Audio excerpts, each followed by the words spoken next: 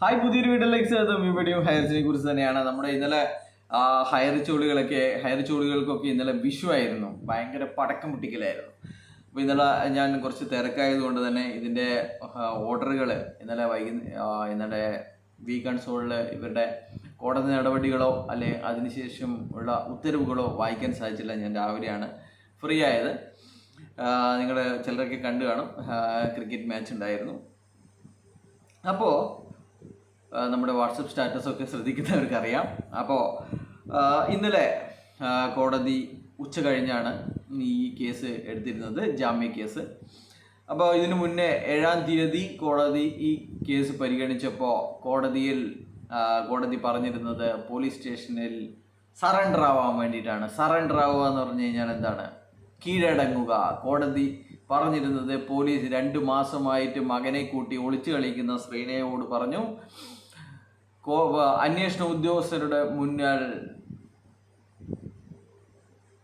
കീഴടങ്ങാൻ വേണ്ടി പറഞ്ഞിരിക്കുകയായിരുന്നു. അപ്പോൾ വക്കീലുമൊത്ത് കീഴടങ്ങിയിട്ടുണ്ടായിരുന്നു. അപ്പോൾ കാര്യങ്ങളൊക്കെ പറഞ്ഞു, എല്ലാ കാര്യങ്ങളും നിഷേധിച്ചു. ഹൈറിച്ച് ഓൺലൈൻ ഷോപ്പ് എന്ന് പറയുന്നത് എൻ്റേതല്ല എന്നടക്കം, പ്രതാപൻ എൻ്റെ ഭർത്താവല്ല, ഞാനിതിൻ്റെ ഡയറക്ടറുമല്ല, ഒരു പണ്ടാരമല്ല, ഞാൻ വെറും വീട്ടമ്മയാണ്, പിന്നെ ഞാൻ ആരെയും ഫോൺ വിളിക്കാറില്ല, എനിക്ക് ഫോണില്ല എന്നൊക്കെ രീതിയിലൊക്കെ ഇവർ പറഞ്ഞു. ഞാൻ ആരെയും ഭീഷണിപ്പെടുത്തിയിട്ടില്ല, അങ്ങനെയുള്ള ഒരുപാട് കളവുകൾ അന്വേഷണ ഉദ്യോഗസ്ഥൻ ബോധം കെട്ട് വീണിട്ടില്ല എന്നേ ഉള്ളൂ. അമ്മാതിരി കളവുകൾ പറഞ്ഞു കാണും. അപ്പോൾ അതിനുശേഷം 11-ാം തീയതി അതിൻ്റെ റിപ്പോർട്ട് കോടതിക്ക് മുമ്പാകെ കൊടുക്കാൻ വേണ്ടിയിട്ടാണ് പറഞ്ഞിരുന്നത്. അപ്പോൾ 11-ാം തീയതി കോടതി മുമ്പാകെ ഗവൺമെൻറ്റിന് വേണ്ടിയിട്ട് പറഞ്ഞു ഇവർ പോലീസ് സ്റ്റേഷനിൽ സറണ്ടർ ആയിട്ടുണ്ടായിരുന്നു, ക്രൈംബ്രാഞ്ചിന് മുന്നിൽ സറണ്ടർ ആയിട്ടുണ്ടായിരുന്നു എന്ന് പറഞ്ഞു. അപ്പോൾ സ്റ്റേറ്റ്മെൻറ്റ്സൊക്കെ എടുത്തിട്ടുണ്ട്. ചോദ്യം ചെയ്യൽ ഏതാണ്ട് പൂർത്തിയായി, പക്ഷേങ്കിൽ പൂർത്തിയായി എന്ന് പറഞ്ഞു. Investigation officer submit to collect the specific signature of the third accused signature.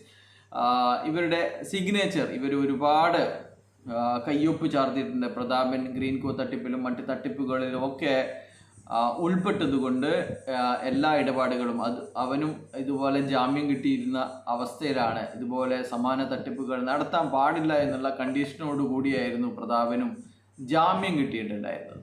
എന്നാൽ അതിനുശേഷം വീട്ടിൽ ലുഡോ കളിച്ചുകൊണ്ടും കോണിയും പാമ്പും കളിച്ചുകൊണ്ടും അവൻ വീട്ടിലിരിക്കുകയും പിന്നെ ശ്രീനാ പ്രതാപനെ മുന്നിൽ നിന്ന് നിർത്തി കളിക്കുകയുമായിരുന്നു, ആൾക്കാരെ പറ്റിക്കുകയുമായിരുന്നു.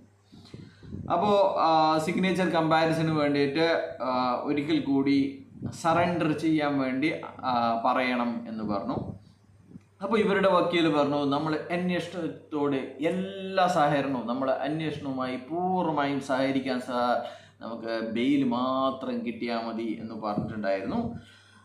അതുകൊണ്ട് തന്നെ that is the case, the petitioner can be directed to surrender before the investigating officer once again. ഒരിക്കൽ കൂടി കീഴടങ്ങാൻ വേണ്ടി ഒളിവിൽ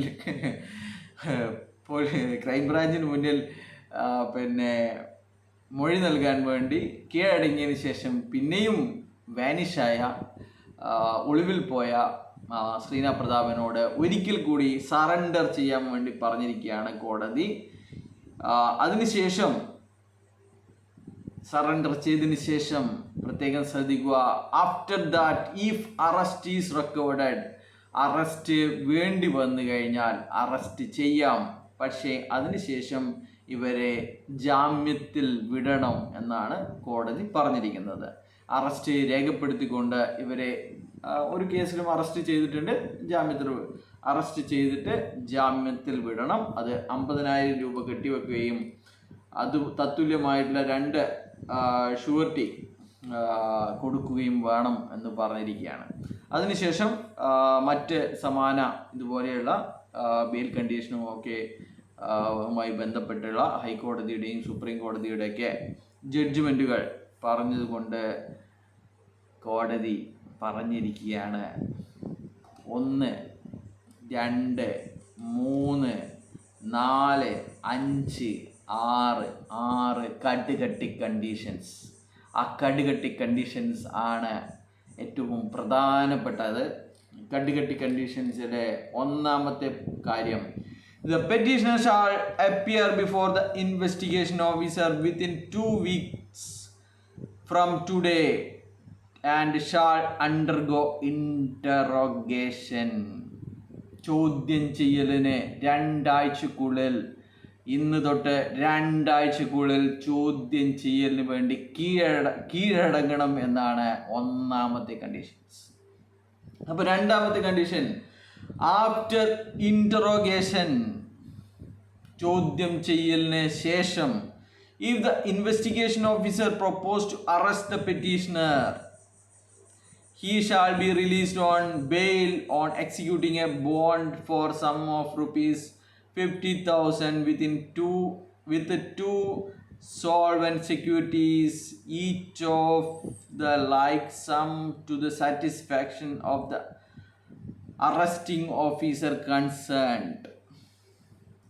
50,000 രൂപയുടെ ബോണ്ട് എക്സിക്യൂട്ട് ചെയ്തുകൊണ്ടും പിന്നെ അന്വേഷണ ഉദ്യോഗസ്ഥന്മാർ പറയുന്ന തുകയുടെ ഷുവർട്ടീസ് കൊടുത്തുകൊണ്ടും അത്രയുള്ള ആൾ ജാമ്യം കാണിച്ചുകൊണ്ടും ഇവരെ റിലീസ് ചെയ്യണം എന്നാണ്. ബെയിലിൽ റിലീസ് ചെയ്യണം. അറസ്റ്റ് ഒന്നാമത്തത് 2 ആഴ്ചക്കുള്ളിൽ കോടതിയിൽ, പോലീസ് സ്റ്റേഷനിൽ, ക്രൈംബ്രാഞ്ചിൽ കീഴടങ്ങണമെന്നും, രണ്ടാമത് അറസ്റ്റ് രേഖപ്പെടുത്തുകയാണെങ്കിൽ ഇവരെ 50,000 രൂപയുടെ ബോണ്ട് എക്സിക്യൂട്ട് ചെയ്തുകൊണ്ടും 2 അന്വേഷണ ഉദ്യോഗസ്ഥന്മാർ തീരുമാനിക്കുന്ന തത്തുല്യമായിട്ടുള്ള തുകയുടെ ഷുവർട്ടിയും വെച്ചുകൊണ്ട്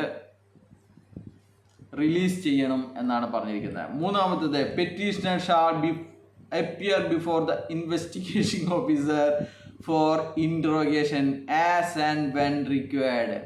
പോലീസ് ആവശ്യപ്പെടുമ്പോഴൊക്കെ ചോദ്യം ചെയ്യലിന് വേണ്ടി ശ്രീനാഥ് പ്രതാപൻ ഹാജരാവണം എന്നാണ് മൂന്നാമത്തെ കണ്ടീഷൻ.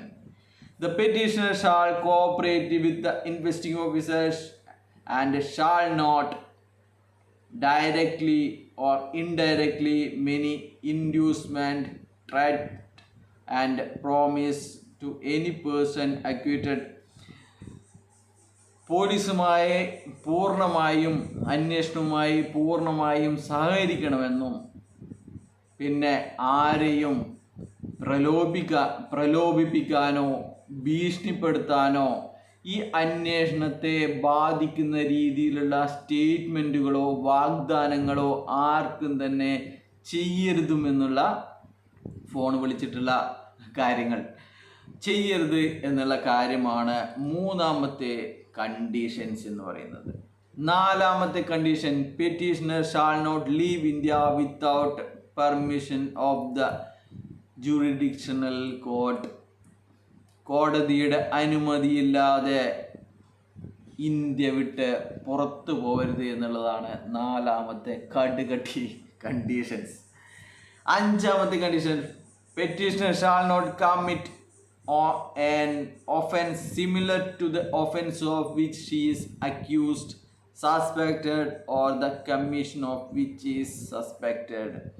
ഇതുപോലെയുള്ള മണി ചെയിൻ തട്ടിപ്പിൻ്റെ ഭാഗമാവുകയോ അത് സ്വന്തം നിലയിൽ നടത്തുകയോ ചെയ്യരുത് എന്നാണ് അഞ്ചാമത്തെ കണ്ടീഷൻസ്. ആറാമത്തെ കണ്ടീഷൻ ആണ്, needless to mention, it would be well within the power of investigation officer to investigate the matter and if necessary to effect recoveries on the information, if any, given by the petitioner, even while the petitioner is on bail, as laid down by the Honorable Supreme Court on സുഷൈല Agarwal. അതാണ് എൻ്റെ conditions. ജാമ്യത്തിലാണെങ്കിൽ കൂടി എല്ലാ കണ്ടീഷൻസുകളും പാലിക്കപ്പെടണമെന്നാണ് പറഞ്ഞിരിക്കുന്നത്. ഏഴാമത്തെ conditions എന്ന് പറയുന്നത്, the observation and the findings of these order is only for the purpose of deciding the bail application. ഈ ഒരു കേസ് ബെയിൽ അപ്ലിക്കേഷന് മാത്രം ബാധകമാണ്, ഈ കേസിനെയോ മറ്റ് FIRകളെയോ ഇത് ബാധകമല്ല എന്നാണ് അദ്ദേഹം പറഞ്ഞു വെക്കുന്നത്. 8ാമത്തെ condition, if any of the above condition, അതാണ് ഏറ്റവും പ്രധാനപ്പെട്ട, if any of the above condition are violated by the petitioner, the jurisdictional court can cancel the bail in accordance to law even though the bail is granted by the court. ഈ കോടതി ഇങ്ങനെ ഒരു കണ്ടീഷൻസിലൂടെ bail കൊടുത്തിട്ടുണ്ടെങ്കിൽ കൂടി ഇതിലെ ഏതെങ്കിലും ഒരു conditions ലംഘിക്കുകയാണെങ്കിൽ അത് കോടതികൾക്ക് അത് റദ്ദാക്കാനും ഇവരെ അറസ്റ്റ് ചെയ്യാനും വീണ്ടും അറസ്റ്റ് ചെയ്യാനുമുള്ള കാര്യമുണ്ട്. ഈ കാര്യങ്ങൾ വയലേറ്റ് ചെയ്യുന്നുണ്ട് എന്ന് ഏതെങ്കിലും ഒരു വിക്ടിമിനോ അല്ലെങ്കിൽ പ്രോസിക്യൂഷനോ കോടതിയെ അറിയിക്കാനുമുള്ള അവകാശമാണ് 8ാമതായിട്ട് കൊടുത്തിരിക്കുന്നത്. അപ്പോൾ ഇതാണ് ഇന്നലെ ഇവർ വെടിപൊട്ടിച്ചും തെറി വിളിച്ചും ആഹ്ലാദം പ്രകടിപ്പിച്ചത് എന്ന് മനസ്സിലാവുക. ഈ ജഡ്ജ്മെൻറ്റ് വാങ്ങിക്കൊടുത്ത വക്കീലിന് പോലും ഇത്രയും സന്തോഷമുണ്ടാവില്ല. ഇപ്പോൾ എന്തായി, ഇനി ഒളിവിൽ പോകാൻ പറ്റില്ല എന്നുള്ള അവസ്ഥയാണ്. പോലീസ് എപ്പെങ്കിലും ഇവരില്ലാത്ത സമയത്ത് വീട്ടിൽ വന്നിട്ടുണ്ടെങ്കിൽ ഇവർ വീട്ടിലില്ല, ഇവർ വീണ്ടും ഒളിവിൽ പോയിരിക്കുന്നു എന്ന് പറഞ്ഞ് കോടതിയിൽ ഒരു അപ്ലിക്കേഷൻ കൊടുത്തു കഴിഞ്ഞാൽ ആ സ്പോട്ടിൽ ഇവരുടെ ഈ ഒരു ആനുകൂല്യം അത് റദ്ദ് ചെയ്യുന്നതായിരിക്കുമെന്നാണ് പറയാനുള്ളത്. ബൈ.